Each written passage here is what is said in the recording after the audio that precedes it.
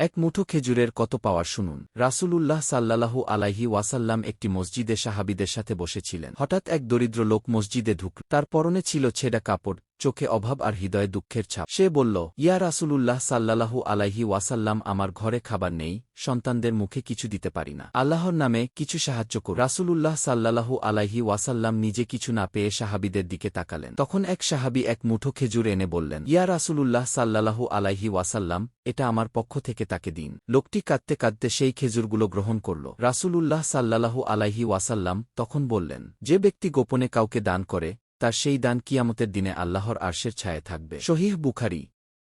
পরবর্তীকাল সেই দরিদ্র ব্যক্তি আল্লাহর রহমতে স্বাবলম্বী হয়ে যায়। সে সবসময় বলে বেড়াত, এক মুঠো খেজুরই আমার জীবনের মোড় ঘুরিয়ে দিয়েছে। শিক্ষণীয় বার্তা: আমাদের একটুখানি দান কারো জন্য হতে পারে জীবন বদলে দেওয়া এক মোড়। দান কখনো ছোট হয় না, যদি সেটা হয় আন্তরিকতা ও আল্লাহর সন্তুষ্টির জন্য।